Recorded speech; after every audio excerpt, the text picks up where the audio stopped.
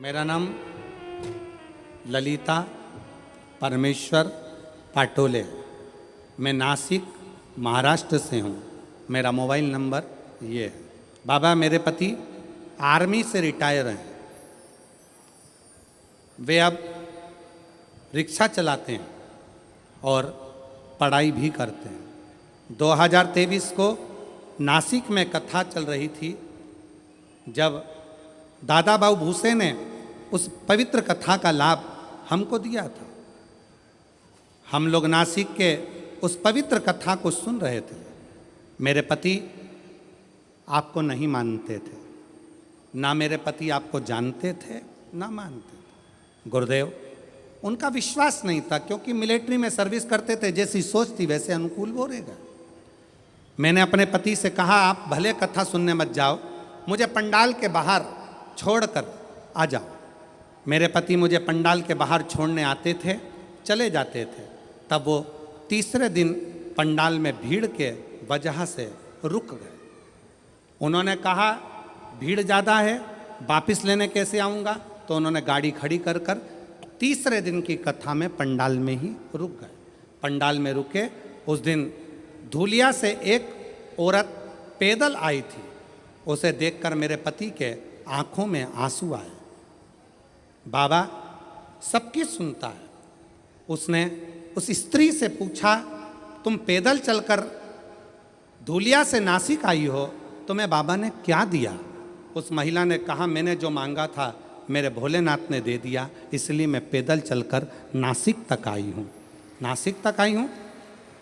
मेरे पति को लगा मैं आर्मी से रिटायर हूँ, अब रिक्शा चलाता हूँ, पर मेरी कोई सरकारी नौकरी नहीं लग रही है, मेरे बेटे की भी नौकरी नहीं लग रही है। आज कथा का तीसरा दिन है। आज मैं पृथ्वी पर बैठकर पंडाल में बैठकर बाबा से विनय करता हूँ, अगर कुबरेश्वर बाबा शंकर जी की कथा में अगर प्रबलता है तो वो मेरी भी नौकरी लगा दें और मेरे बेटे की भी लगा दें। गुरुदेव बेटे का मेडिकल बार बार रुक रहा था। नासिक में उसका मेडिकल होने वाला था और मेरे पति ने तीसरे दिन की कथा में बाबा से गुहार लगाई। लोग कहते हैं कि ये शिव महापुराण का पंडाल है। मेरे पति ने कहा वो सियोर वाला महाराज इतना दमदारी से बोलता है, मतलब शिव पुराण की कथा में शंकर खुद कथा करता है, अगर उसके सामने बैठकर बोला जाए तो बाबा सुनता जरूर है। मेरे पति ने गुहार लगाई और बाबा से प्रार्थना कर कर मेरे पति कथा सुनकर आ गए। जब पूरी कथा हो गई, कथा सुनकर हम लोग घर आए। घर आने के बाद मेरे बेटा एक एग्ज़ाम दे रहा था। एग्ज़ाम का रिजल्ट जिस दिन हम घर पर आए शाम को, उसी दिन बेटे का शाम को फ़ोन आ गया कि पिताजी मेरा सिलेक्शन आर्मी में हो गया, बाबा की कृपा से मैं सिलेक्ट हो गया। गुरुदेव आर्मी में तो सिलेक्ट हो गया। मेरे पति बोले एक बार सीहोर जाना है, वहाँ पर जाकर बाबा से अर्जी लगाना है। कथा सुनी। 15 दिन बाद सीहोर पहुँच गए। सीहोर में कंकर शंकर की पूजन कर कर कहा बाबा तूने मेरे बेटे की तो नौकरी लगा दी, बस मैं बचा हूँ। आर्मी से रिटायर हुआ हूँ, रिक्शा चलाता हूँ, तू मेरी और नौकरी लगा दे। बाबा की ऐसी कृपा हुई कि बाबा की कृपा से आज ऐसी करुणा, सीहोर से आने के बाद 3 महीना भी पूरा नहीं हुआ और बाबा की कृपा से मेरा